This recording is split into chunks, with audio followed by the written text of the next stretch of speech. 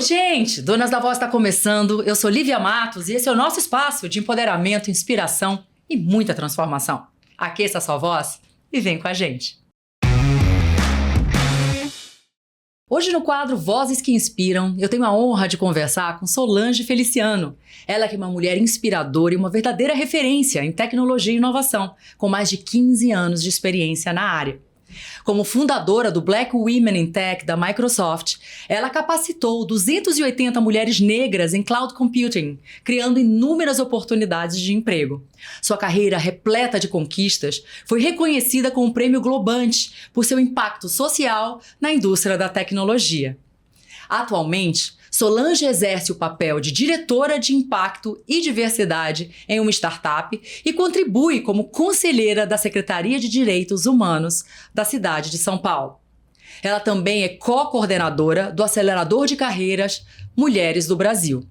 Além da sua atuação em diversidade e inclusão, Solange é uma voz ativa no debate sobre o papel da inteligência artificial na promoção da igualdade. Seus projetos e iniciativas refletem um profundo compromisso com a diversidade e a igualdade de oportunidades, impactando positivamente tanto o setor tecnológico quanto a sociedade como um todo. Sol, muito obrigada pela tua presença. É uma honra te ter aqui com a gente, trazendo a tua voz e trazendo toda essa tua experiência para o Donas da Voz. Muito obrigada. Bom, obrigada a você pelo convite, né? É uma honra vir aqui no Donas da Voz e poder... Primeiro que você é uma grande amiga, né? Poder trazer um pouquinho sobre essas inspirações que todo mundo fala, mas antes eu gostaria muito de fazer minha autodescrição, que assim, para quem não consegue nos ver, consegue nos imaginar. Bom, eu sou uma mulher negra, de cabelo trançado abaixo do ombro, tá na cor preta, eu tenho uma trança rosa em homenagem ao Outubro Rosa, tô vestindo uma roupa preta e um casaco vermelho por cima e um óculos na tonalidade azul.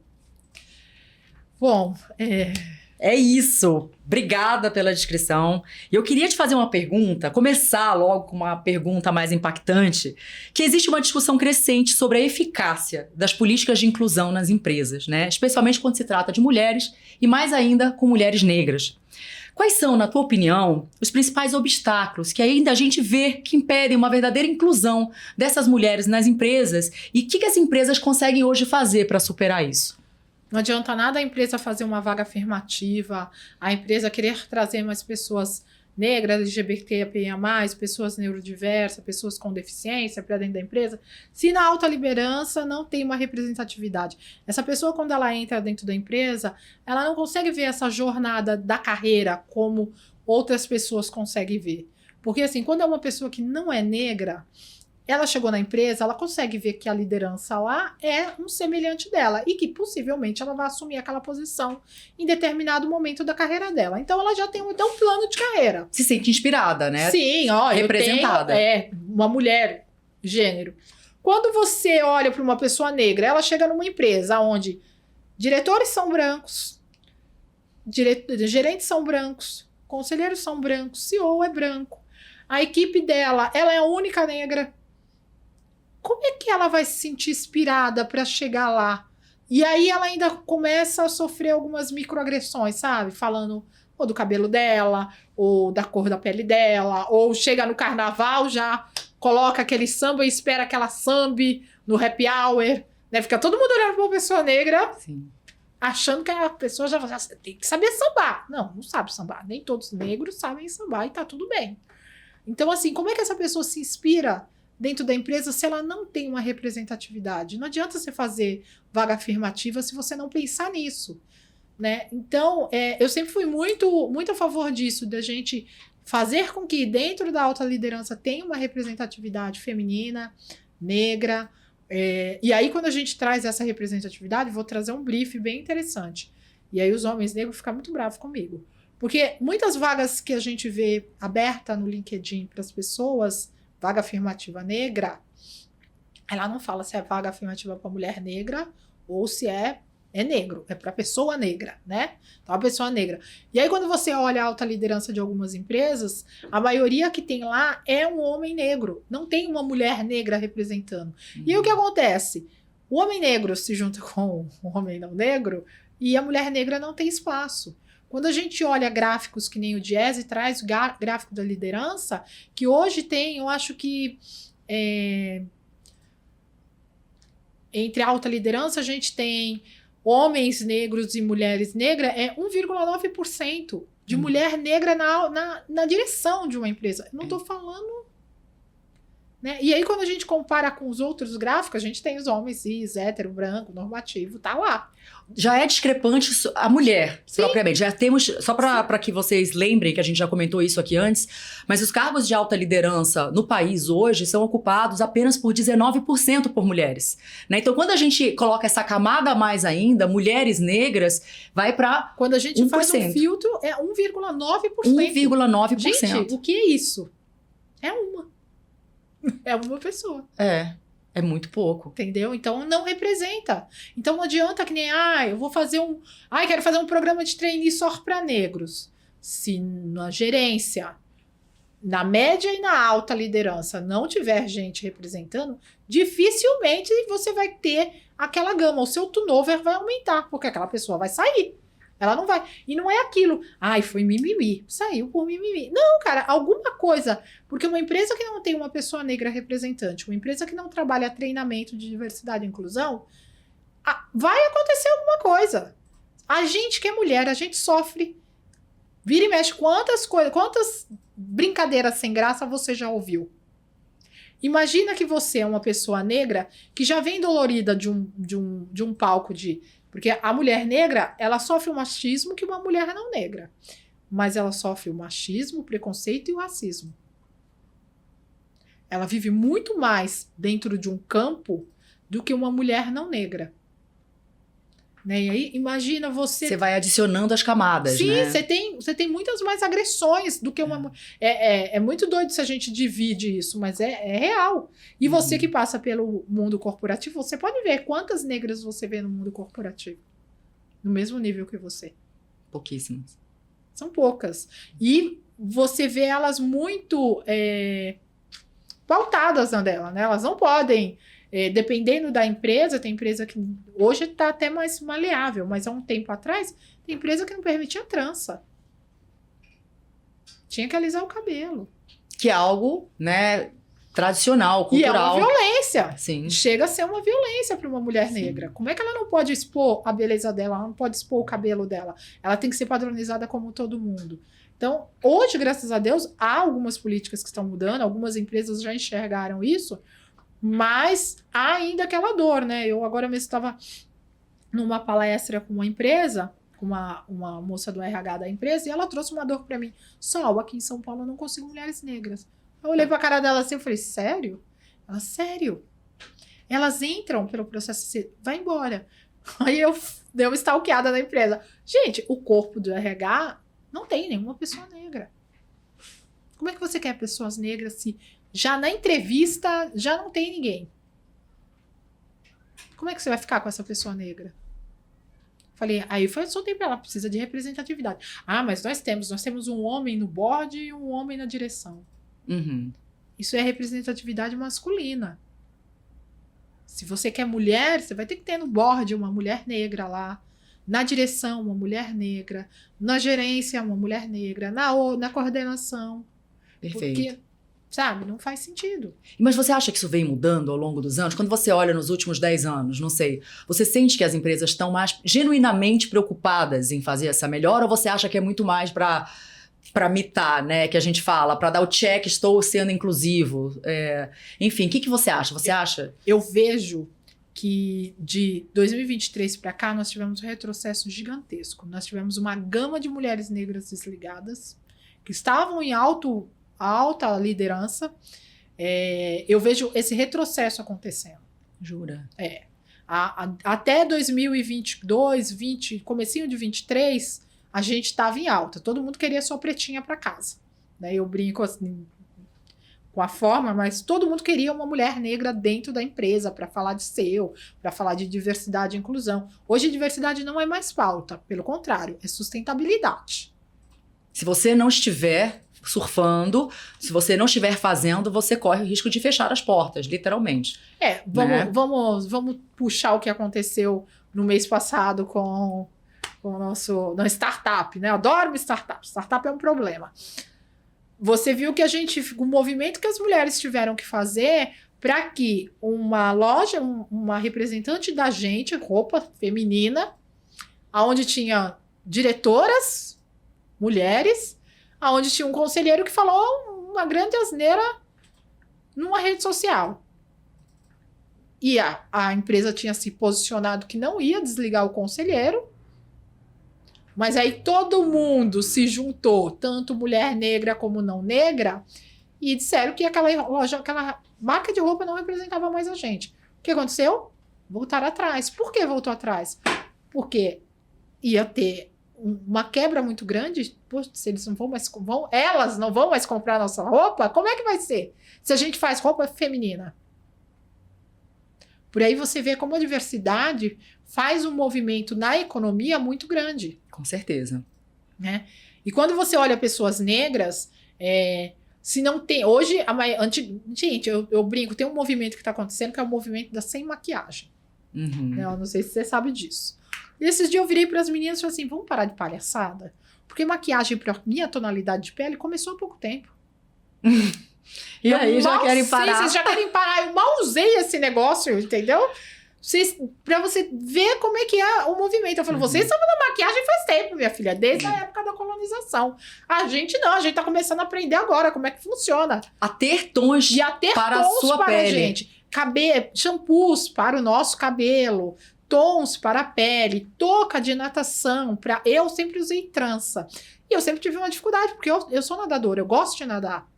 Olha só. Chegou, acho que tem 2 anos, 3 anos que existe touca para quem usa trança. A gente não tem ideia das dificuldades. Enquanto a gente não passa por isso, enquanto a gente tem essa miopia. Eu fico até feliz, pelo menos as empresas estão começando a enxergar, porque inclusive economicamente é uma fatia gigantesca, que muitas vezes você deixa de fazer um business, fazer uma estratégia para alavancar seus negócios. Pelo menos aqui no Brasil, a população negra representa quase 70% da população. Você está falando negra e a miscigenada? Negra é o coletivo dos dois, dos pretos e do pardo. Tá. A negra, os dois juntos, os dois grupos juntos, a gente representa 70% da população.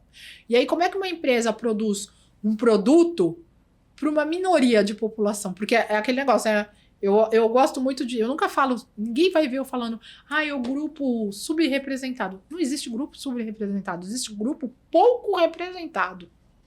Porque a gente é a maioria, as pessoas negras são as pessoas que mais consomem. A mulher negra é a que mais consome produto e serviço no mercado. E se você não tem uma representatividade lá, como é que você produz maquiagem? Como é que você produz shampoo? Como é que você produz atendimento? Porque é o serviço, né? Como é que você faz um serviço? Se você não conhece. Se você não conhece essa gama, eu boto lá um formulário. Não é bem assim.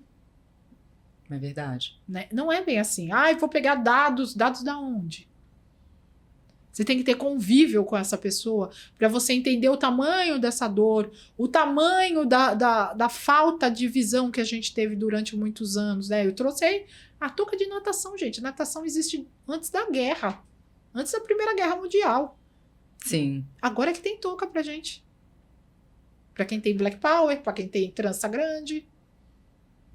Tira a trança. Aí a gente fica como padronizado a um sistema que nunca nos incluiu. Eu gosto muito da história, eu queria muito que você pudesse, inclusive, falar da história das tranças. Porque muita gente não conhece, mas tem toda uma história por detrás da trança que é lindíssima, inclusive. Você pode falar pra gente um pouquinho? Vou trazer, assim, uma fala a respeito de apropriação cultural, né? Que todo mundo fica muito bravo com isso. Eu usei trança e aí me falaram que era apropriação cultural, eu tive que tirar a trança. Se você não conhece, porque a trança, por muitos anos na época da colonização, ela foi... ela trouxe uma sobrevivência para as escravizadas. Né? Eu sou neta de escravizada, minha avó morreu em 1991 com 120 anos. Ela nasceu entre a lei do ventre livre e aos 17 anos ela teve a tal abolição que a gente... tira um barato dessa abolição aí que libertou para um mundo que você não sabe qual que era. Então, eu tenho uma mania de usar nagô, que é essa trança que está abaixo das minhas tranças, porque a minha avó vem de uma tribo que usava nagô. Né? A trança, ela foi usada muito pelos escravizados como identificação de onde você vinha, qual era a tribo que você vinha de África. Ela foi usada muito também como... como é que eu posso falar? Guardava comida nela, se guardava dinheiro, né? Algumas escravizadas que conseguiam sair desse local, ela vendia quitutes. E eu gosto muito de trazer isso. No Brasil, as primeiras empreendedoras do Brasil eram negras e ex-escravizadas. Você nunca viu mulher branca tentando vender quitute. Elas eram negras e escravizadas. O empreendedorismo no Brasil começou por mulheres negras. Né? Olha que interessante. E elas vendiam os seus quitutes para poder libertar a sua família, que ainda estava presa. E à medida que elas vendiam, elas tinham que esconder aquele valor que elas tinham, ou era pedra de sal, ou o que era trocado naquela época, nas tranças, porque naquela época também havia os furtos, né? Haviam pessoas que tiravam dela, viam que elas estavam ganhando muito e iam tomar. Então elas guardavam enfiado dentro das tranças, porque ninguém imaginava que ia ter alguma coisa aqui dentro da trança.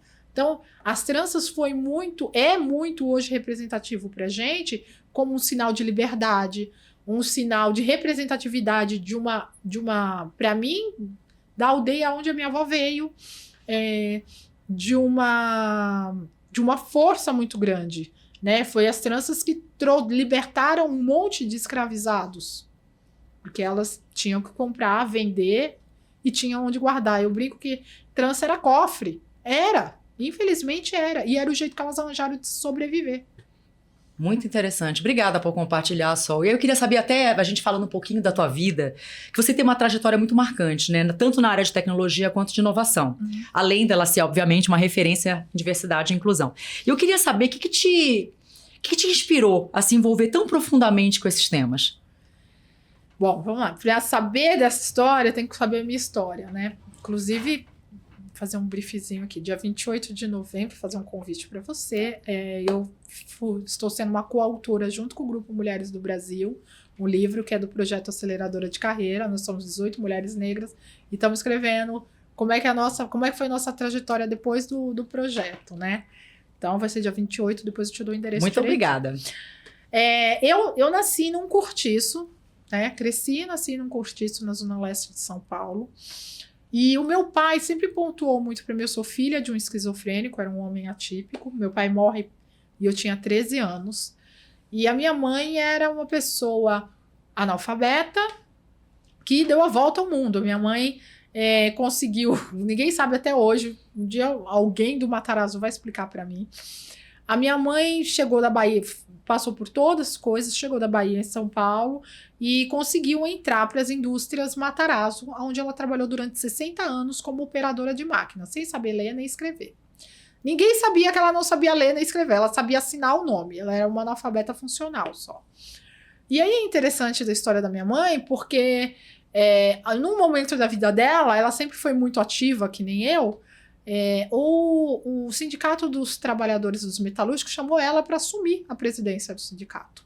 E a minha mãe recua, porque a gente em casa sabia porque que ela recuou, né? Porque ela era analfabeta.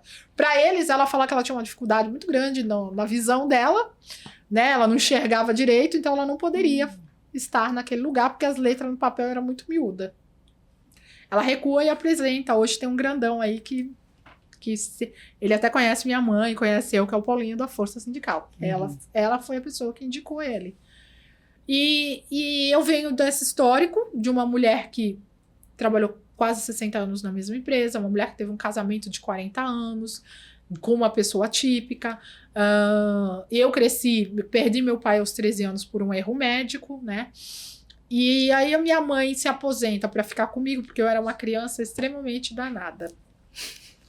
Um problema sério com a minha criatividade. Então, minha mãe não confiava em deixar uma criatura de 13 anos que sempre aprontava sozinha, decidiu pedir a aposentadoria dela. Só que quando ela pede a aposentadoria dela, a gente começa a passar por dificuldades financeiras, porque meu pai era aposentado por invalidez, ele trabalhou no estado, na prefeitura e no corporativo também, Bosch, Goodyear, sempre.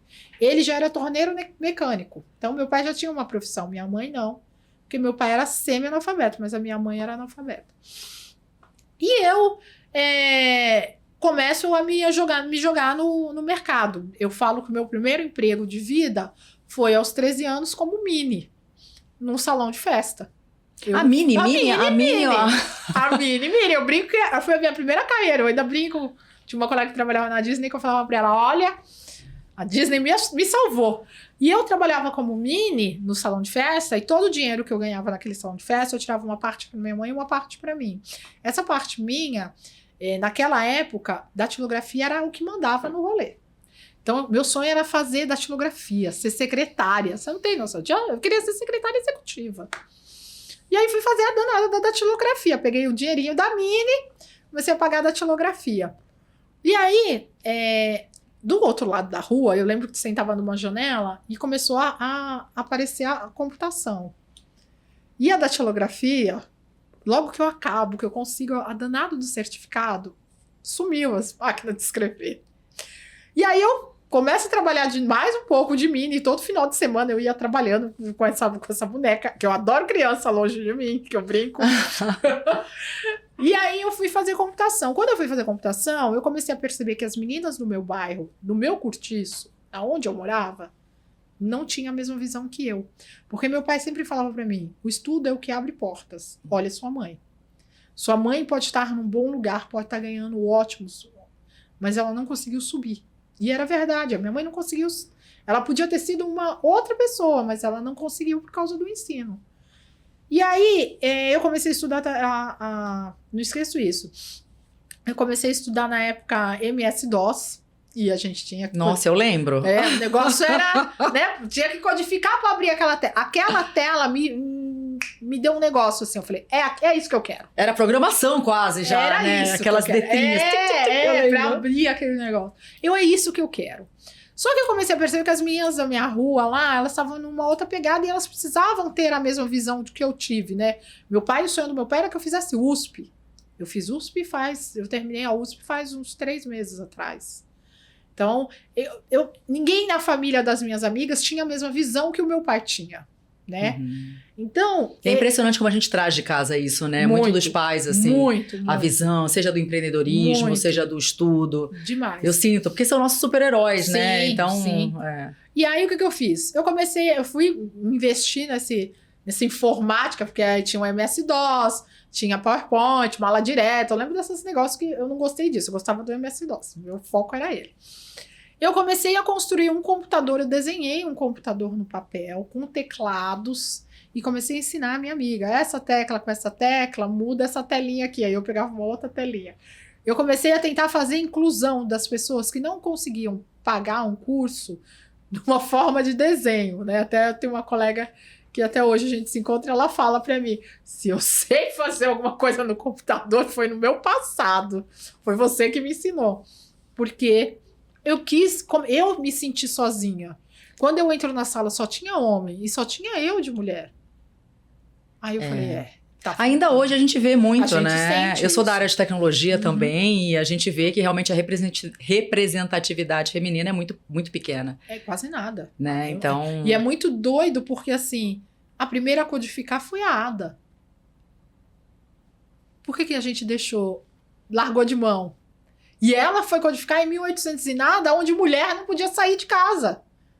Né? Era uma mulher. Acabou assumindo um homem. Hoje são os homens. E nós mulheres estamos aí tentando voltar para uma coisa que já começou com a gente. A gente até falou isso, a gente bateu um papo das mulheres na tecnologia, a gente bateu um papo sobre isso. E a gente falou muito disso, que você falou sobre a mulher negra no começo, que é a representatividade. A gente não vê mulheres, né, nessas posições de comando, em empresas de tecnologia, etc. e tal. Então falta a gente se inspirar. Quando a gente tem exemplos lá em cima, quando a gente olha, nossa, que mulher poderosa, tá na tecnologia, a gente começa a ver que faz parte, sim, do que a mulher pode gostar. Sim. A mulher sempre, os homens sempre foram muito mais para ciência, para matemática, para tecnologia do que a mulher, Uhum. né? Então, assim, de fato, tem muito a ver com o que você falou. Uhum. E eu gostei muito da programação porque depois é que eu descobri, depois de quase 20 anos, eu descobri que eu era disléxica, né?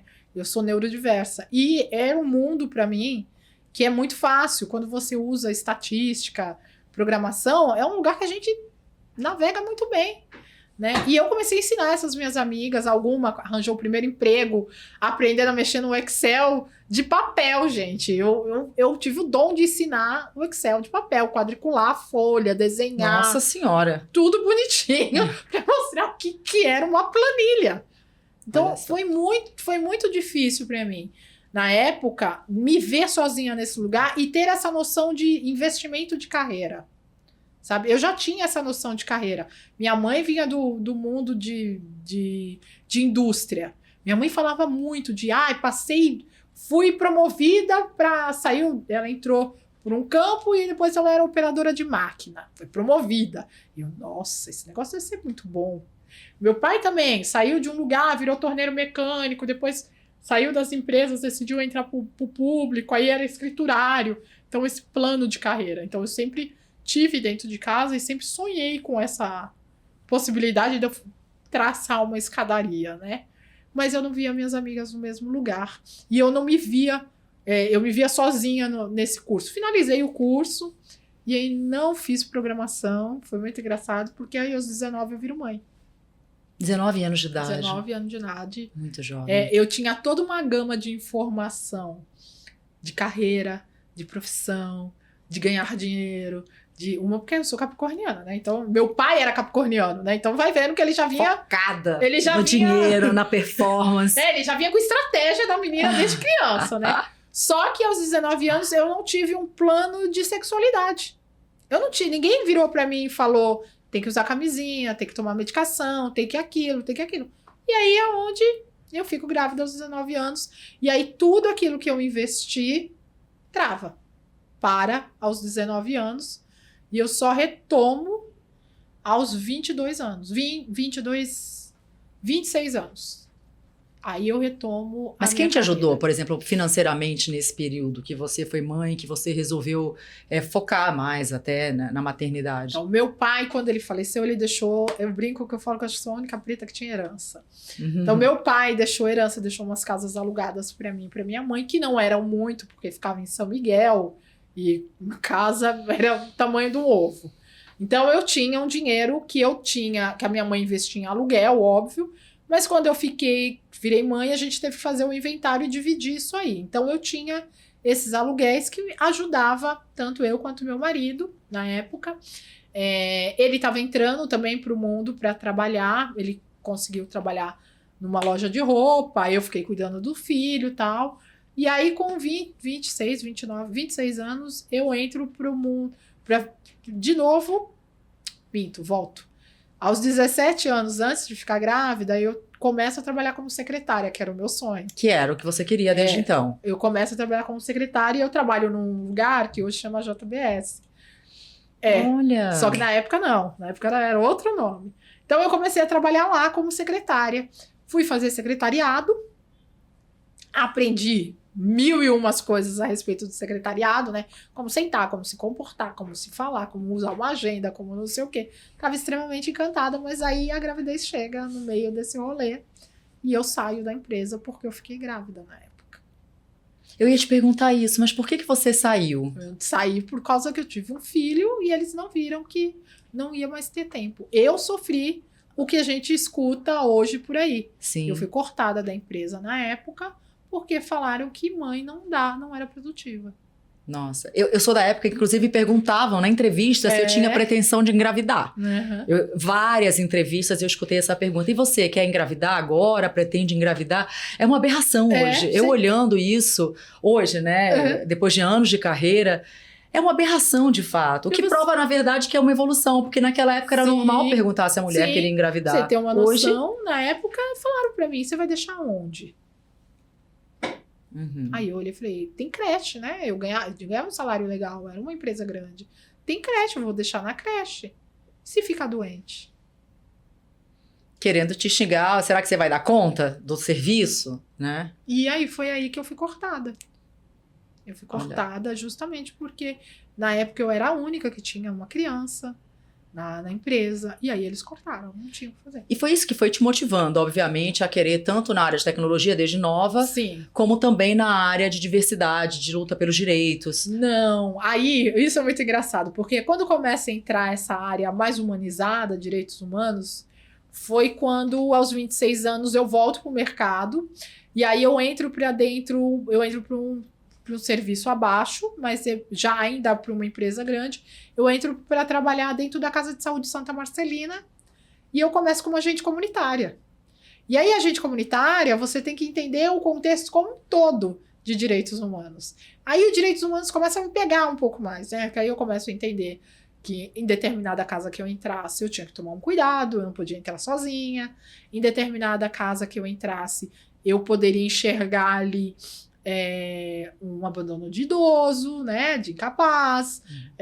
Então, eu começo a entender algumas coisas mais sobre saúde e direitos humanos, e isso começa a me atrair um pouco. Eu saio de novo do... Por que eu saí? Porque eu tive o segundo filho. Eu saio da Casa de Saúde de Santa Marcelina, eu fico lá durante quase 5 anos, mas não como... Fui subindo, fui tendo plano de carreira.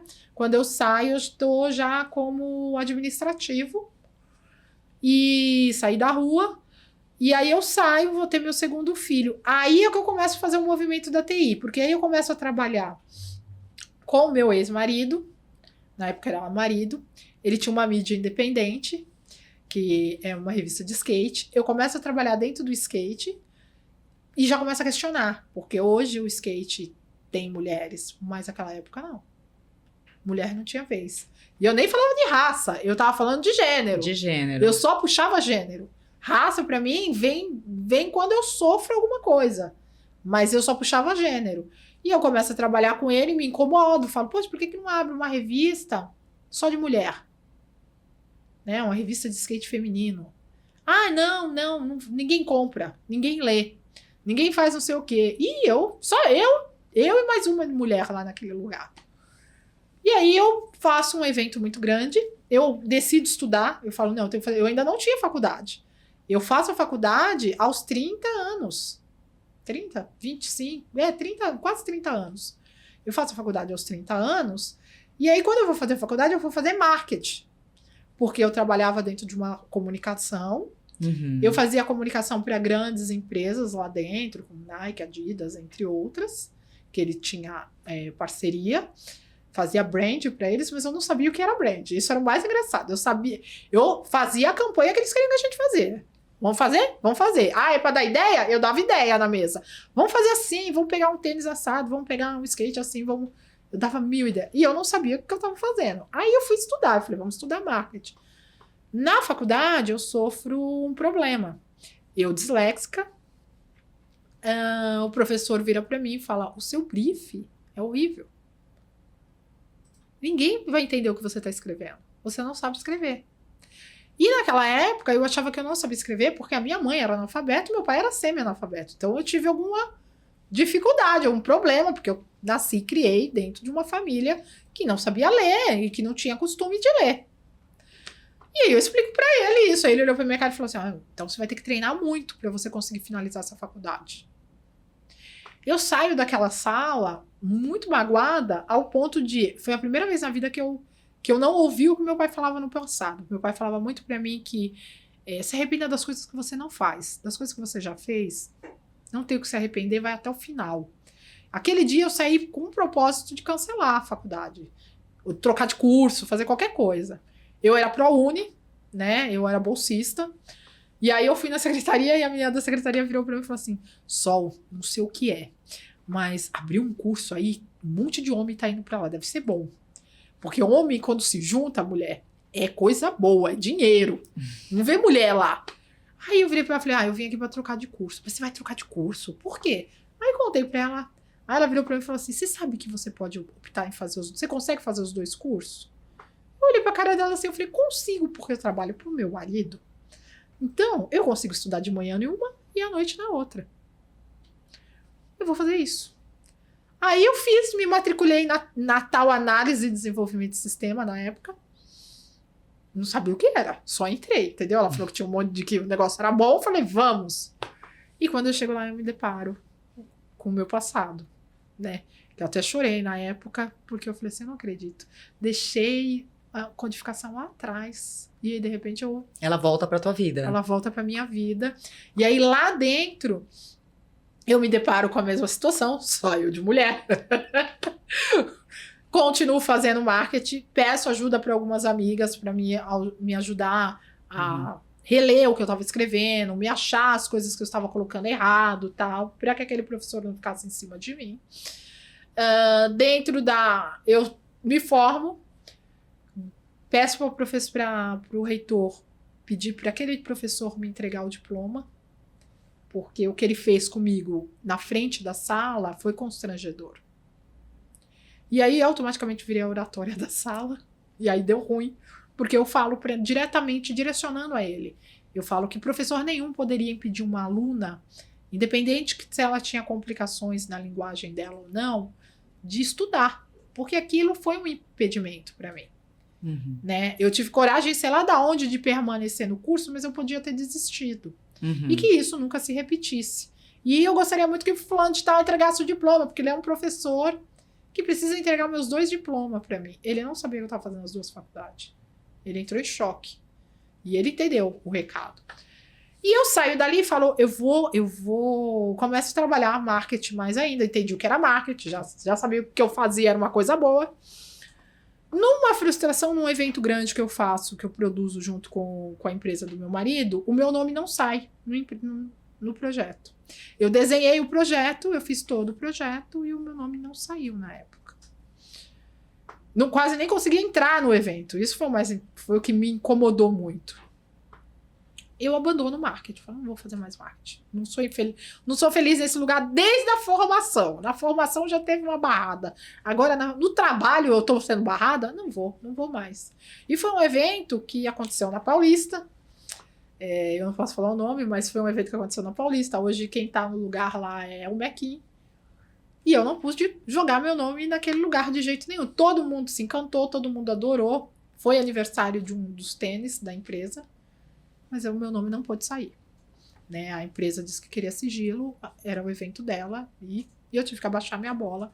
E aí eu falo, agora eu vou para tecnologia. Me atirei numa startup. Quando eu chego na startup, eu percebo que eu não tinha malícia. Né? Eu estudei, mas eu não tinha o hard skills direito. Eu não sabia o que eu ia fazer. Aí eu decido fazer um curso de HTML. Eu falo, não, vou fazer HTML para dar um gás, né? Para mim já chegar mais... Quando eu faço curso de HTML, eu conheço o SEO. Né? E aí o professor virou e falou assim, tem uma certificação internacional. É minha segunda frustração com certificação. Você vai rachar de dar risada. Tentei a datilografia, né? Acabou, fiz e não tinha máquina no mundo. Eu fui lá e me atirei no SEO, fui fazer Senac, né? Falei, vamos fazer Senac. O Senac na época era o que estava mais pontuando para a gente conseguir certificação. Quando eu tiro a certificação, o Google libera a certificação para todo mundo. Não precisa mais ter certificação. Eu olho assim, eu falo, gente, o que acontece comigo? Que é por pouco, né? Ainda não cheguei lá. E aí eu começo, dentro do Senac, eu faço um movimento delas no SEO. Porque não tinha mulheres que estavam trabalhando SEO. E o meu movimento não é elas. Aí eu começo a entrar com mais um pouquinho de direitos humanos. Eu viro para os meninos e falo assim, olha, os meninos estão cobrando para ligar o close caption dentro de um site. Eles cobram em torno, porque assim, a gente produziu o site, entrega o site para o parceiro, aí o parceiro descobre que o site dele não estava ranqueado no Google, porque aí o Google levanta a bandeira da diversidade. Os sites que tinham close caption, que é para a pessoa que tem baixa visão ou não enxerga, conseguir comprar num e-commerce, sua loja ficava na primeira página do Google. O site que tem mais acessibilidade, era acessibilidade, a pauta. E aí eu viro para as meninas e falo, vamos fazer o seguinte, não vamos cobrar? Vamos fazer acessibilidade desses sites de pequenas empresas para a gente trazer... Começo um movimento entre mulheres dentro do Senac. Foi assustador, assim, porque Quando eu vejo, eu tenho quase 200 mulheres em volta. E foi isso que, na verdade, te levou mais para esse lado de direitos humanos. Começa a entrar no direitos humanos. E foi isso que te motivou no teu projeto? Projeto Black Women. Eu queria até que você falasse um pouquinho desse projeto, que ela capacitou centenas de mulheres, né? Como é que essa iniciativa, ela ajuda, né? Ela reflete as tuas convicções? Ela ajudou bastante. Hoje, a iniciativa não está mais comigo, está com uma ONG. O Black Women Tech foi num movimento... Eu estava dentro do Grupo Mulheres do Brasil... E lá dentro do Grupo Mulheres do Brasil, eu era a coordenadora do Impulsionadora de Carreira, que era um projeto para meninas pretas e pardas, né, meninas negras, 16 a 26 anos, para a gente ensinar LinkedIn, currículo, entrevista. E chega a pandemia. A pandemia chegou, esse projeto teve que ser online, a gente tinha um parceiro na época, que era a Enel, e a gente entregou quase 400 meninas desse projeto Impulsionadora. Eu sou uma pessoa que fala pouco, deu para perceber. Uma mulher do Brasil vira para mim e fala assim: Sol, eu trabalhei com várias Big Tech, mas eu nunca trabalhei com a Microsoft na época. Eu falei, que legal, eu quero botar um projeto lá dentro, e eu sei que eles patrocinam. Mas eu queria você, porque eu sou cientista de dados, não vou saber apresentar, vou congelar, vou não sei o quê. Eu olhei pra cara dela e falei, por que eu? Porque você fala demais. Aí eu, então tá. Então vamos, começamos a desenhar o projeto. Ela dá uma olhada no projeto. Quando eu olho o projeto, eu já tinha desenhado o Impulsionador, desenhei alguns outros na minha vida, é uma formação minha, gestão de projeto. Aí eu começo a remodelar o projeto dela. Vamos fazer o projeto, mas vamos fazer em Brasilândia, porque eu descobri que Brasilândia não tinha ONG na época. Na época, Brasilândia já era um bairro, mas é um bairro que não tinha saneamento, não tinha... Foi colocado como bairro, mas ainda era uma comunidade. E na época da pandemia... mais de 70% de Brasilândia foi mandado embora. Eu falei, se a gente capacita esse pessoal de Brasilândia, eles entram para tecnologia, vai conseguir trabalhar online, pronto, mudamos o bairro. Aí a gente vai para Brasília, a gente vai, desenha o projeto do jeito que eu quero, eu coloco só mulheres, 52. Quando a gente vai apresentar na Microsoft, a Janete Ribeiro, e ela sabe disso, ela é cientista de dados. Ela trouxe uma amiga dela chamada Tânia, que já foi até cientista da NASA. E aí, na época, eu estava desempregada. Não esqueço disso, era o meu voluntariado e eu estava desempregada, me posicionando no mercado de novo. Aí ela vai lá e se apresenta como cientista, a outra trabalhou na NASA, aí eu sentada na mesa, olhando assim para a cara delas, pensando, eu vou me apresentar? Qual vai ser meu pitch aqui? Porque eu estou desempregada. Automático, peguei o Impulsionador e falei, eu sou uma das coordenadoras do Impulsionadora de Carreira, que é um projeto de meninas pretas e pardas, e não sei o que lá. Não falei que era dinheiro, mas também não falei que era voluntariado, mas saiu de dentro do Grupo Mulheres do Brasil. Ponto. Somos todas o Grupo Mulheres do Brasil. No meio da reunião, um dos diretores olha pra minha cara e fala assim, você me passa seu telefone? Aí eu brincando, eu sempre fui muito palhaça, virou pra ele e falei, amiga, eu sou casada. Entendeu? Vim aqui pra acompanhar o projeto, pra fazer relacionamento, mas não é esse relacionamento, não. Ele começa a rir, ele fala, não, eu quero conversar com você depois aqui. Tá bom. Fizemos, apresentamos, aí ele falou que na outra semana ele ia dar a resposta, a gente tá indo embora. Quando a gente tá indo embora, ele veio atrás. Aí ele chama de novo, a gente conversa, começa a conversar, aí ele conta, olha, a gente tá tentando fazer um projeto aqui pra mulheres negras. Eu comecei com 5 mulheres num dia, no dia seguinte não veio ninguém. Como assim não veio ninguém? Não veio. Apresenta o projeto pra mim. Aí ele foi apresentar o projeto pra mim. Eu falei, ensina a aula que você deu pra elas. E ele começou a ensinar a aula, o projeto estava em inglês ainda. Aí eu olhava pra cara dele e eu calada. Aí ele foi falar em cloud computer. Cara, aí eu interrompi ele na hora. Eu falei, amigo, o que é cloud computer? Aí você não sabe? Não, eu sei. Mas imagina se eu não sei. Como é que eu vejo isso? Aonde é que eu pego isso? Aí ele olhou pra minha cara assim, é isso. Outro ponto. Tuas meninas sabiam inglês? Porque você falou aí metade das palavras em inglês. Não era melhor falar computação e nuvem do que cloud computer?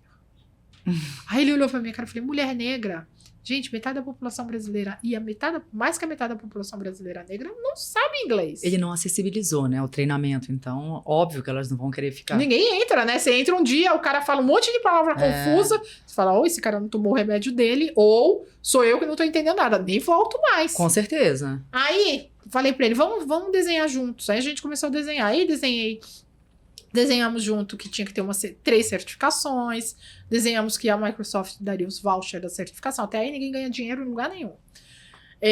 Que as mulheres iam passar por 3 meses de treinamento, e eu nem lembrava que a certificação era em inglês, por isso que eu falei, tem um problema sério com certificação. Aí quando eu coloco as mulheres pra fazer, eu falei, eu acho as 30 mulheres, é só 30 que você quer? Não, quantas você quer?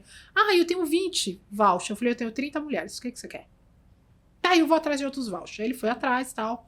Montamos o primeiro piloto. Primeiro piloto, eu entro em desespero, porque aí eu descubro que a certificação é em inglês. Aí eu falei assim, cara, tenho de 30 mulheres, eu tinha 10% só com inglês.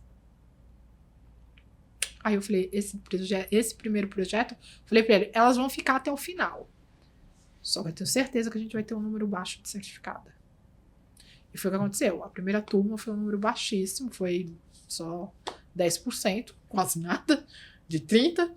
Mas elas conseguiram certificação das três certificações que a gente tinha colocado. Na segunda turma, eu já sabia do rolê do inglês, fui lá e busquei dentro da Microsoft um colaborador que pudesse dar aula de inglês para elas. Porque o projeto era a gente estava usando os 2 pilares dentro da Microsoft, que era o pilar UMA e o BAN, que é o pilar negro. E a gente juntou um projeto de mulheres negras. Então, os 2 pilares comandavam. O projeto capacitava as mulheres negras em Cloud Computer, a Z900, fundamentos, era sempre os fundamentos. E aí, depois a gente criou uma feira de empregabilidade que trouxemos os parceiros da Microsoft, que não ia ter como botar essas mulheres dentro da Microsoft para trabalhar. Teve até oportunidade internacional, né? Algumas foram contratadas até fora. Até hoje tem uma menina que trabalha no Canadá, que é a Beth Santos. Ela trabalha no Canadá hoje. Sensacional, muito interessante. E ela é da primeira turma.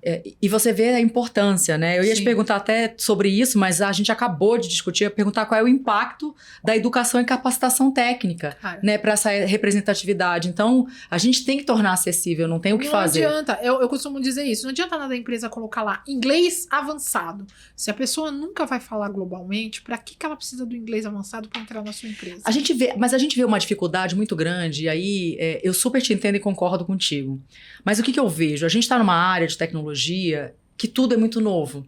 Então, acabou estabelecendo-se o inglês como a língua padrão, até porque até o ponto de traduzir já mudou, que já não existe mais. E a gente tem essa dificuldade, até trabalhando em multinacional, de contratar pessoas que tenham a parte técnica e saibam inglês. Então a gente está muito nessa dificuldade mesmo. Os termos são todos em inglês, a nomenclatura toda está em inglês, porque é uma coisa muito nova e que muda o tempo todo. Então eu acho que isso é um grande desafio, inclusive. Como é que a gente certifica, como é que a gente regionaliza, como é que a gente acessibiliza, né? As empresas, eu vou falar uma coisa que é interessante, que na palestra que eu tive hoje eu falei isso. Soft skill todo mundo tem, a gente já vê. Hard skills, a empresa tem que investir. Para desenvolvimento. Você quer diversidade, você tem que investir. E aí é o que eu trouxe. Se o inglês não é mandatório na empresa, se essa pessoa não vai falar com ninguém em inglês, é um inglês técnico, por que a empresa não investe? Verdade. Ou, mesmo que seja, quero uma diretora de TI e ela vai ter que falar globalmente. Dá um prazo para essa pessoa, coloca um intérprete com essa pessoa e dá um prazo para essa pessoa. Sim. Eu conheço pessoas que assumiram o Facebook, mulher negra, que assumiu o Facebook, assumiu outros rolês, e o próprio Facebook entendeu a dificuldade do Brasil e colocou um intérprete para essa mulher. Ela ficou durante 1 ano e 6 meses com o intérprete. Eles deram 2 anos e meio para ela. Em 1 ano e 6 meses, ela já estava falando inglês. E esse desafio não é nem só para mulheres, não é só para negras, é um desafio para todo mundo, para homens, para mulheres, para todo mundo. Sim. A gente tem esse desafio de fato que a tecnologia traz. Sim, e aí é colocar, a gente tem que capacitar as pessoas, não tem essa. Acessibilizar, eu não acho pessoas. Cara, você acha as pessoas. Vai lá e treina as pessoas. Que foi esse projeto Black Women Tech, a Microsoft fez isso, treinou e ainda depois ofereceu para os parceiros. Tá aqui, ó. Você tá achando? Não só parceiro, como ele absorve também a mão de obra. Para ele é incrível, né? Já tá treinada, acaba absorvendo também. E aí, Sol, você é membro hoje do Conselho Municipal de Promoção à Igualdade Racial em São Paulo, certo? Como é que funciona teu trabalho nesse conselho? Como é que ele contribuiu para a promoção dessa igualdade na cidade? O conselho promove a igualdade racial. É um conselho com 9 pessoas hoje. Dessas 9 pessoas, 4 representam a sociedade aqui da cidade de São Paulo. Eu não sei se todo mundo sabe, mas a cidade de São Paulo, a prefeitura de São Paulo, ela é a maior da América Latina. Olha, eu não sabia. Ela é a maior da América Latina. A maior prefeitura da América Latina é a de São Paulo. E aí, quando a gente fala de promoção e equidade racial, vamos lá, vou trazer algumas pautas que foi relacionada a conselho, que a gente não pode falar muito, mas ações como a gente trouxe nos ônibus, que a gente trouxe racismo é crime, né? Quando você olha o ônibus, você vê que ele meio que um banner agora, né? Ele vai trazendo. Isso aí faz parte de ações que a gente pontua para que seja feita para que a gente diminua o racismo dentro da população brasileira. A gente faz a mesma coisa que as empresas fazem, treinamento e desenvolvimento, só que a gente dá toque para a secretária, para a coordenadora de Secretaria dos Direitos Humanos, como agir em alguns determinados, que nem a pauta que todo mundo... há uma crítica muito grande quando a gente fala da cota. Né? Nós temos cotas dentro dos concursos públicos para pessoas negras. Por que tem que ter cota, Solange? Agora vamos lá puxar a história do Brasil. Porque sempre teve cota no Brasil. A gente tinha cota para pessoas brancas quando os escravizados foram libertados. A cota para pessoas brancas foi em 1936, se eu não estou enganado. 36 ou 66. Há pouco tempo. Para os filhos de fazendeiros conseguirem entrar na faculdade. Hoje a gente está fazendo a cota para pessoas negras, porque quando essas pessoas escravizadas foram liberdade foi uma liberdade ingrata, porque olhou para a pessoa e falou: tchau, pode ir, a porta está aberta. Você vai para onde? Se você viveu naquele lugar, você não sabe para onde você vai, você não sabe. E aí, logo na sequência, o governo foi lá e proibiu as pessoas, decretou uma lei que pessoas negras não podiam estudar. Na sequência, decretou-se uma outra lei, que é a lei da vadiagem. Não podia dormir na rua. Cara, você perdeu sua casa, você vai dormir aonde? E essa lei que não podia dormir na rua, a lei da vadiagem, foi a lei que mais aumentou a população carcerária negra. É de lá para cá que começou a população carcerária negra a subir. Começou nessa lei. Então, houve, na verdade, a abolição da escravatura e tudo mais, mas não houve uma política. Nunca teve política. Nunca teve uma política para a única absorver, política que teve foi: vamos queimar toda a documentação dessas pessoas que vieram para o Brasil, para que elas no futuro não peçam indenização para a gente. E aí essa queima foi Rui Barbosa que fez isso. Essa queima o ministro da Fazenda, que a alegação dele era que os fazendeiros poderiam pedir indenização para o governo por causa da assinatura da Lei Áurea.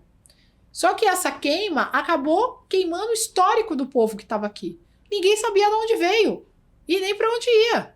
Teve muita gente que voltou para a África, não se sentiu bem e voltou para o Brasil, porque não era de lá, não nasceu lá. Então, as pessoas negras que vieram nessa brincadeira da colonização são pessoas que estão aqui e a gente começa a se descobrir. A gente descobre que fulano é primo, que Beltrano é primo, mas depois de um DNA. Então, quando a gente fala da cota, foram se tirado tantas coisas das pessoas negras, se deu uma liberdade sem política, sem benfeitoria. Toma aí sua liberdade, vai embora. Tinha gente que não tinha roupa, não tinha sapato, não tinha nada, foi morar no relento. E aí, quando você puxa a geração, eu expliquei que a minha avó era escravizada. Então, não faz muito tempo, eu tenho 46 anos. Isso não faz muito tempo. A minha geração foi prejudicada. A minha geração não tem o inglês que todo mundo tem. A gente não teve tempo para isso. Minha avó mesmo era lavadeira e parteira. Foi o que ela sabia, que ela aprendeu a fazer na fazenda. E ela se virou criando 5 filhos. Meu pai conseguiu estudar até a 4ª série, mas ele teve que ajudar a minha avó. E eu fui a primeira da minha família a ter. E eu ainda brinco não, ainda falo sério, que eu sou a primeira da minha família a ter MBA. Eu era a primeira a ter graduação. Meu filho, graças a Deus, quebrou meu rolê, meus sobrinhos também. Mas MBA, pós-graduação, eu sou a primeira. Estudar na USP, eu sou a primeira. Então, para você ver. Então, quando a gente fala de cota, a gente tem que abrir espaço para essas pessoas entrar. Ó, a gente votou essa semana. Quantas políticas, quantas mulheres vereadoras tinham? E dessas vereadoras, quantas eram negras? Ainda é pouco. Vem aumentado, mas ainda é muito pouco. Tem cota a representatividade. E aí foi legal que até saiu esses dias no jornal, que eu até repliquei na rede social, falando disso. Diminuíram a verba para cota de políticos, e aqueles políticos que atrás falaram que eram negros, agora eles são brancos de novo, voltaram a ser branco. Porque ser preto não estava dando vantagem mais, já que diminuiu o dinheiro do partido. Você entendendo o tamanho do imbróglio que é? Então, quando a gente fala, tem que ter cota para cursos, para entrar na faculdade, para incentivar essas pessoas a estudar. Nem todo mundo consegue estudar, nem todo mundo que tem a minha idade hoje, que tem a minha idade, tem faculdade. Tem um gap muito grande. Tem. E isso foi criado justamente por um governo. Que a gente fala que é o tal do racismo estrutural. Vem de cima. Quando a gente olha, vem de cima. Então, a gente tem... O conselho do Compir veio para trazer ações efetivas e ajudar os direitos humanos a fazer essas políticas transacionar entre a população, né? Porque por mais que a gente tenha dificuldade dentro das empresas, imagine a maior cidade da América Latina, você ter que tentar fazer um treinamento. Todo mundo só lembra do 20 de novembro, que é o dia da consciência negra, que não era nem para existir, né? Era para todo mundo ter essa consciência. Sim. Mas nem todo mundo tem, nem todo mundo busca no Google, né? Tem um negócio que me incomoda muito no corporativo, é que assim... as pessoas acham que a gente tem a obrigação de ensinar. A gente não tem essa obrigação. Tem no Google, vai lá buscar. A gente aprendeu, a gente foi estudar. Pra gente saber quem eram as primeiras empreendedoras, pra gente saber quantas chicotadas eram levadas, pra gente saber por que se chama pelourinho, pra gente entender essas coisas, né? Então, quando as pessoas ficam, e assim, é assado, aí tem hora que eu falo, não, amiga, peraí, tem o Google ali, ó, dá um Google. Uhum. Nós não somos Google. Né? Outro ponto é chamar as pessoas só para falar não, a gente é mais do que diversidade, nós temos uma gama de formação, algumas, né? Outros ainda não, mas é legal as pessoas terem essa visão, né? Cota Sim. é excelente, veio para trazer a equidade e a igualdade, e a cota veio para trazer a equidade de mulher de gênero, porque numa época as mulheres brancas não poderiam trabalhar, elas não podiam ter o próprio CPF. Não podia abrir conta em banco, não podia ter cartão de crédito. Enquanto isso, as mulheres negras eram que trabalhavam para elas. Uhum. Né? Então, quando a Sim. gente fala em cota, todo mundo tem que levantar essa bandeira. Porque a gente tem um gap gigantesco aí que o mundo tem que... Precisa ser recuperado. Uhum, é isso. Obrigada por trazer isso, Sol. E aí, falando um pouquinho, você é embaixadora da Copai. Aliás, queria até te perguntar para explicar, pedir, na verdade, para você explicar o que é o Copai para as pessoas.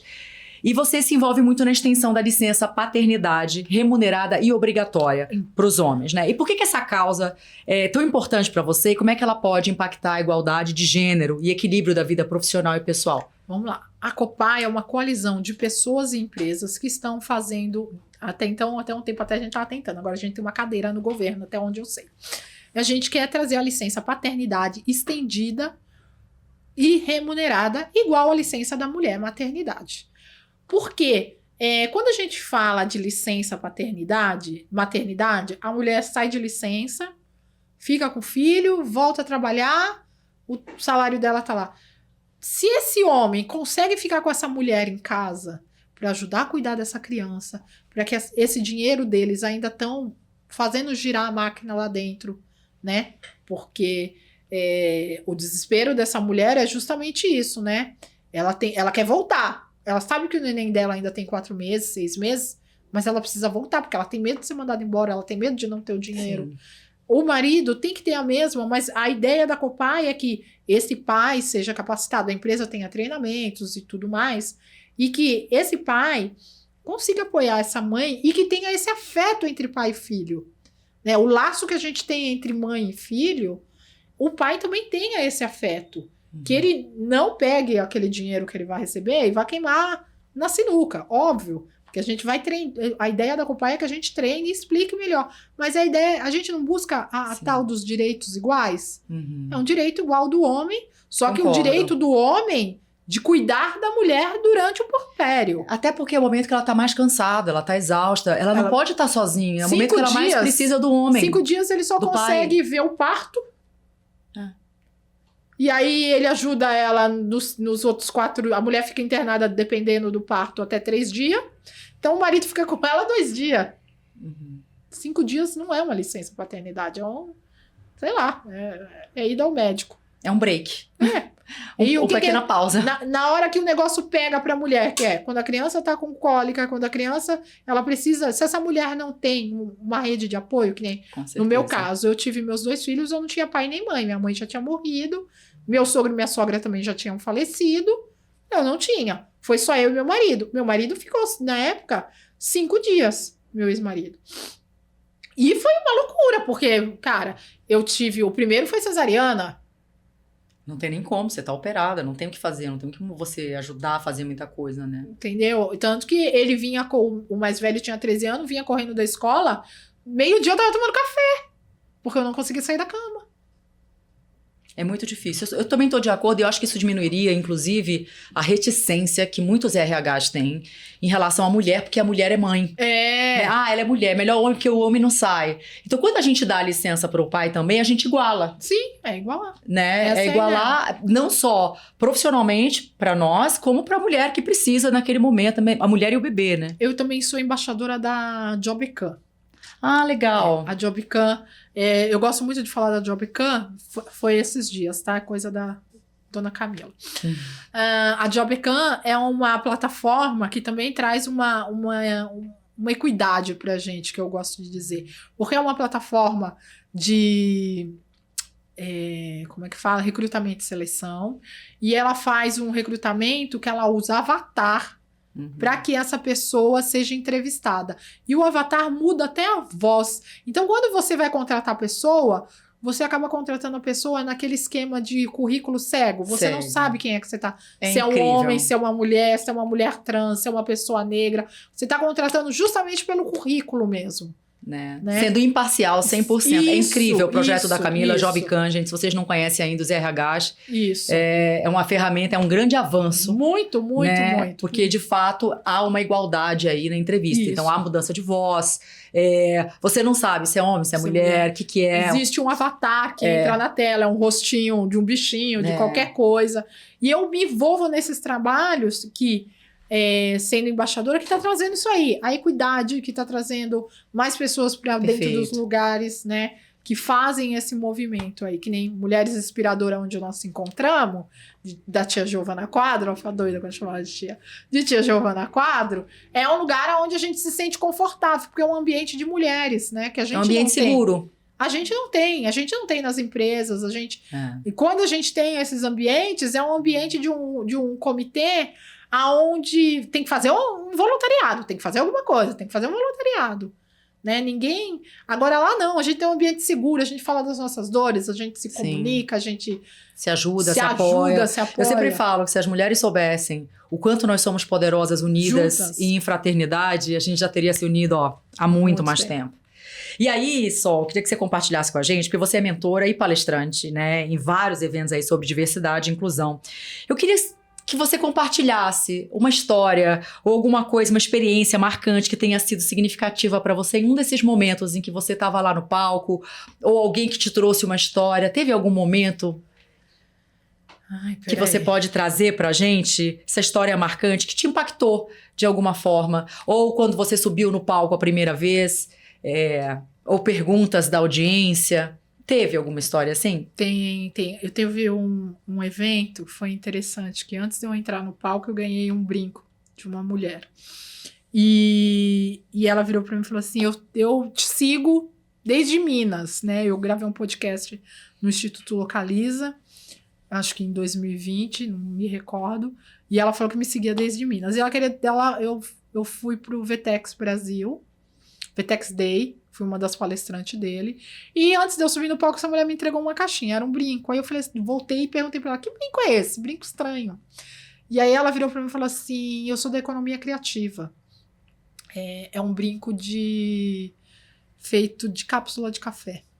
Cara, eu tenho esse brinco até hoje. Não parece cápsula de café. E aí a gente tá no evento, tô palestrando, não sei o quê. E aí eu peguei e a gente tava falando de ESG, né? Porque é uma pauta minha gigante, o ESG. E a gente falando de ESG, eu falei assim, olhei pra cara da mulher, tava com o brinco ainda na mão, assim, segurando. Olhei pros brincos e falei assim, igual aqui, gente. Quer dar... faltava um mês pro Dia das Mães, o negócio assim. Quer dar um presente bom pro Dia das Mães? Ok, ó, procura aquela moça ali, ó. Olha isso aqui, ó. Quem de vocês não toma café na empresa? Manda as cápsulas pra ela que ela produz os brincos pra vocês. Aí eu pensei comigo, acabei com a vida da mulher. Mas segue a vida que ela vai ter dinheiro. Aí ela olhou meio assim, ela começou a chorar. Aí ela virou e falou assim... Quando eu desço do palco, tal, as pessoas enlouquecem com o brinco, falam, nossa, é cápsula de café, você tem que ver. Depois eu levo no Mulheres Inspiradoras pra você ver. Não parece. Parece uma joia. E aí, eu desço do palco, essa mulher tá chorando, vira pra mim e fala assim, eu não tinha dinheiro pra pagar o aluguel. O cara da P&G fechou comigo. Eu não sei como é que eu vou fazer, mas você garantiu o meu aluguel. Ai, que lindo. Cara, foi automático, foi um negócio que eu não tinha. Eu não tinha noção do que ela tava passando, entendeu? Ela quis entregar e eu não tinha noção do que tava acontecendo. E aí ela disse que veio um monte de gente em cima dela dentro do VTEX, né? Que ela foi pro evento porque ela queria me ver e ela conseguiu um ingresso, sei lá como.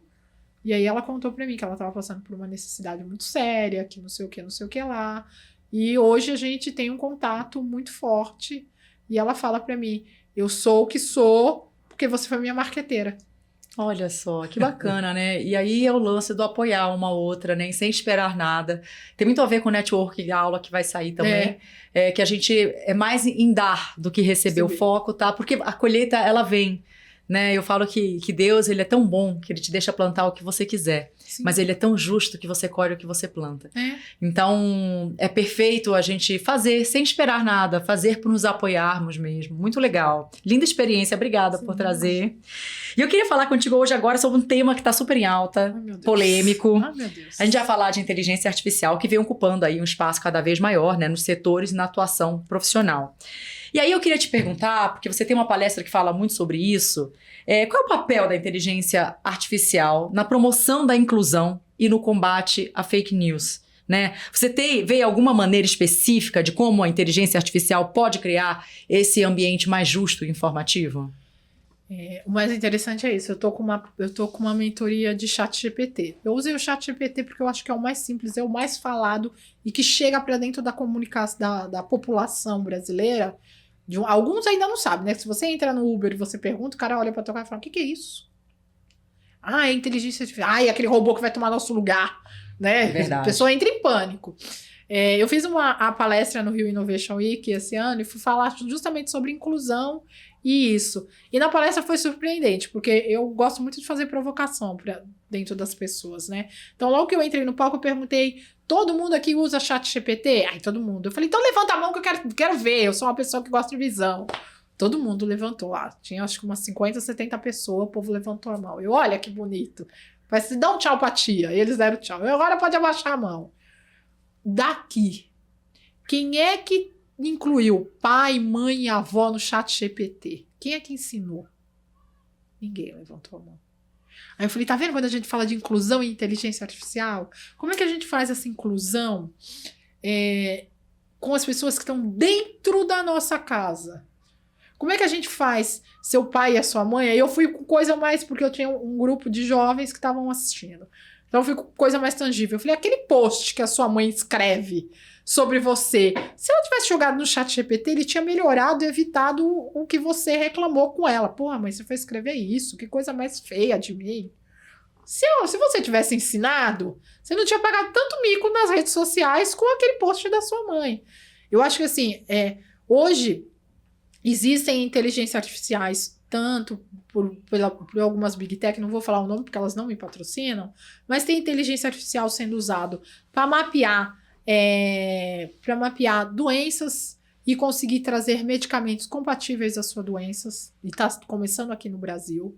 Existem inteligências artificiais, e isso é uma inclusão, né? Quando você traz uma inteligência artificial que mapeia a doença, ela pode muito bem ir para o SUS, onde a gente tem uma gama de pessoas doentes e que muita medicação dá para essa pessoa e algumas medicações não funcionam, tem que ficar trocando. Foi o caso do meu pai, que teve um erro médico. Evita essa história do erro médico se você mapeia a pessoa e já sabe qual medicamento personalizado você pode dar para ela. Quando a gente traz essa inclusão, eu tô com uma mentoria com 7 mulheres negras. Eu quis fazer a inclusão de mulheres negras. Até o povo reclamou, vai ensinar só mulheres negras agora. Eu falei, não, eu quero trazer esse público. São mulheres negras que estão no mercado corporativo, para você ter uma noção. São mulheres que estão trabalhando com Banco Safra, são mulheres que estão trabalhando com empresas multinacionais americanas. Já era para estar usando o ChatGPT. Eu tô colocando o ChatGPT. Tem mulheres lá muito boas. E elas não sabiam fazer o básico no ChatGPT, que é você escrever de um jeito com que ele te traga a riqueza de detalhes que você quer. Né? Eu ainda brinquei com elas. Eu falei, eu estou usando muito num processo que eu estou vivendo, né? No meu processo de separação. Eu estou usando muito, entendeu? Porque eu tenho que ser neutra. Eu não posso me pegar naquele lugar e nem naquele outro lugar para não me dar problema no futuro. Então eu uso bastante para ser neutra. Eu falei, aí todo mundo ficou olhando para minha cara e eu, oi? Falei, amiga, posso estar na raiva que for. Eu jogo lá e falo, amigo, eu tô com raiva. Escreve você, mas escreve desse jeito que eu quero. Aí eu vou lá e escrevo bonitinho. Então, a gente tem que trazer essas pessoas para dentro dessas novas tecnologias, porque hoje, foi o que eu trouxe pro pessoal no Rio Innovation, era um monte de menininho novo. O pai e a mãe deles, a avó, tio, quem quer que seja, não tá dentro desse mercado. Não sabe nem o que língua que a gente tá falando.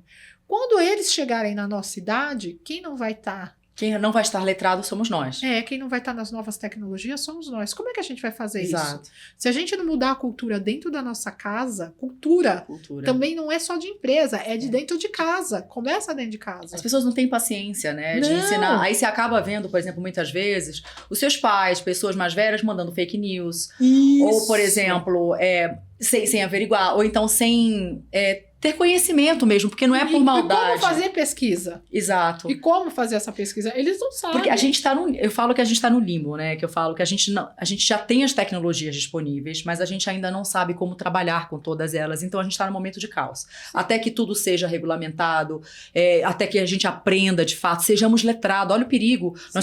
A gente tem uma fatia enorme de pessoas analfabetas. Não consegue escrever, mas estão com a internet. A gente tem problema grave de interpretação de texto. Muito. Porque as pessoas são analfabetas, mas estão na internet, estão comentando, estão fazendo as coisas. Então, é um perigo. Sim, eu falo. Então, esse letramento começa em casa e é importante, por exemplo, você até que está assistindo, que é mais jovem, que consegue mexer no ChatGPT, que ajude seu pai, sua mãe, sua avó. Ou qualquer outra tecnologia, apresente para eles, sabe? Mostre para eles. É um jeito de a gente conseguir incluir a população toda no mesmo assunto. Sim. E evitar danos colaterais. E quais são esses danos colaterais? Fake news é um dano colateral gigantesco. Se uma fake news bate na porta do pai ou de uma mãe que não tem noção do que está acontecendo, você quer ver, fake news bate na porta da gente todo dia. Eu comecei falando do Uber. Quando a gente fala para um Uber a respeito de inteligência artificial, o que ele fala? É o computador que vai tomar conta, é a máquina que vai tomar conta do nosso lugar. Ele não tem essa visão de que uma inteligência artificial veio para nos apoiar e que precisa da gente para ser apoiada. Ele tem certeza que aquilo ali vai tomar o lugar dele. Sim. Já é fake news. Porque ninguém está trazendo essa clareza para as pessoas que aquilo ali veio para abrir a porta para a gente. E tem um desafio muito grande dentro disso, só que eu estava pensando esses dias, porque a inteligência artificial nada mais é de informações que várias pessoas colocam e ela monta de acordo com os dados. Sim, é dados. Tem determinados assuntos que não tem muito dados. Então, se eu coloco uma informação que não seja verdadeira, Daqui a um tempo a inteligência artificial vai entender aquilo como verdade. E a gente está vendo alguns casos graves até no jornalismo, porque o jornalismo, óbvio, como todos nós, temos usado muito a inteligência artificial para produzir matérias, para produzir conteúdo. Então, é preciso hoje uma ferramenta de validação de dados para ver se aquilo que foi feito com a ajuda do ChatGPT ou com a ajuda de inteligência artificial, de fato é verdade. Sim. Porque são vários inputs, né? Ele não tem também 100% a capacidade de saber se aquilo é verdade ou não. Então, olha o desafio. É um desafio que eu falo. É uma arma que tem que estar todo mundo tem que ser treinado. Gente, é a mesma coisa quando a gente entrou com o WhatsApp. Era um desafio. Foi um desafio. O WhatsApp, eu vou dar 2 passos. A pandemia. Quando começou a pandemia, que começaram a promessa de que a gente ia parar por um mês, 15 dias, 2 meses, e o negócio foi virando, né? Foi ficando uma coisa condensada. Deram um monte de programa para professores, mas ninguém ensinou. Foi muito desafiador essa época. Eu ensinei a professora do meu filho, na época ele estudava na escola pública, porque eu disse que eu estava desempregada. Eu ensinei a professora do meu filho a usar o WhatsApp, que ela não sabia. Ela não sabia que dava pra fazer chamada de vídeo. Ela tinha 70 anos. Ela não sabia que dava pra fazer chamada de vídeo. Ela tinha um neto em casa. E ele não ensinou ela. Ele tinha 16 anos. Então, assim, a gente tá na mesma história se a gente parar pra pensar. Sim, vai se repetindo, né? A história. É um circo. Olha a importância do que a gente está falando, gente. A importância da inclusão digital. Ela é importantíssima para todas as gerações. Então, vamos ter isso em mente, porque acho que esse vai ser o maior desafio.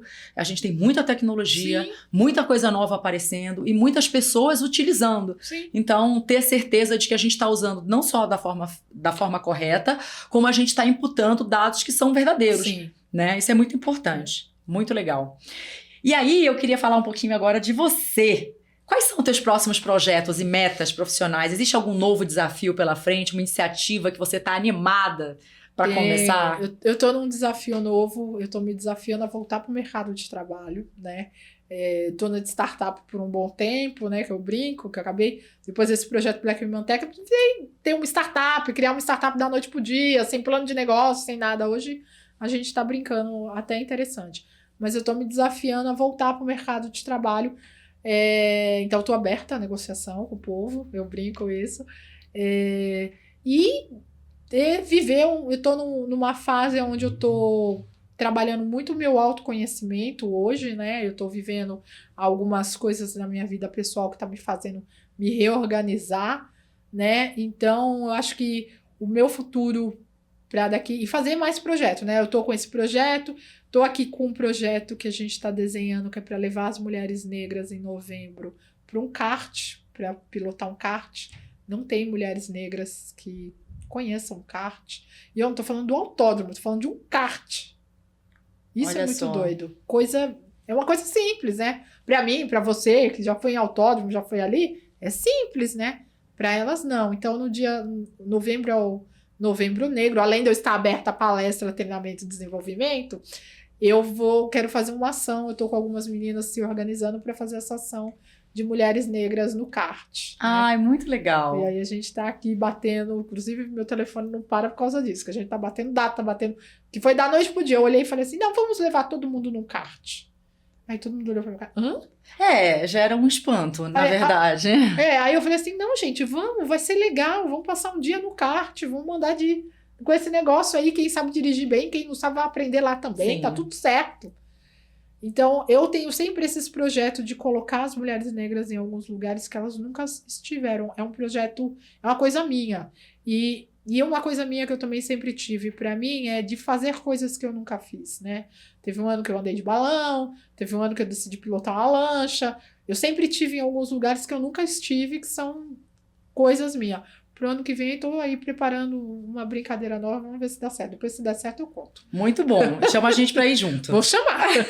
E hoje, qual é o teu maior sonho em termos de impacto social e profissional? Como é que você pretende alcançá-lo? Qual o impacto? Eu vou falar, meu maior sonho, eu quero abrir uma incubadora de startup para o jovem, para o novo adolescente aí, o neném. Olha só. Eu tenho um sonho disso, de fazer uma incubadora de startup para as escolas públicas, sabe? Pegar esses adolescentes. Tem muito talento. que ainda não sabe o que vai fazer da vida, ensinar um pouco de tecnologia e inovação para eles. Os que conseguirem entrar no mercado, vai para o mercado. Os que não conseguir, começar a trazer novas startups para dentro do mercado. Nossa, que lindo sonho. Tem muito um sonho bonito. de criar uma incubadora. É um Cubo Itaú, olha eu falando do Cubo. Ou o Cubo, mas olhando esse público mais jovem, periférico. Ah, que bom, muito bonito teu sonho. E aí, como tudo que é bom dura pouco, a gente está indo para a última pergunta do Donas da Voz. É uma pergunta que eu sempre faço para todas as nossas entrevistadas. E eu queria fazer para você. Sol, se você pudesse voltar no tempo, o que você diria para Sol de 15 anos de idade? Aquela Sol lá de trás, cheia de sonhos, esperanças, aspirações.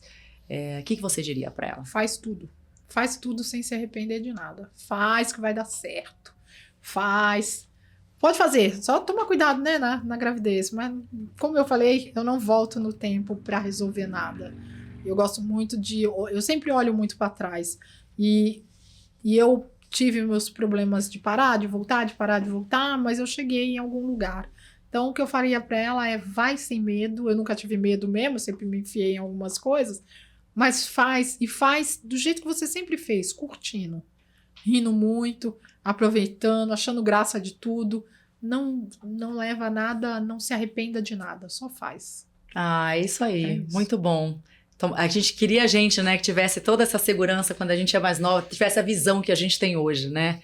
Então é uma pergunta que eu falo que é sempre muito profunda, porque força a gente a pensar na nossa trajetória. Sim. Né? Quais foram os medos que a gente teve, o que nos impediu, porque a gente muda, né? O efeito borboleta. Uma decisão muda totalmente o nosso destino. Sim.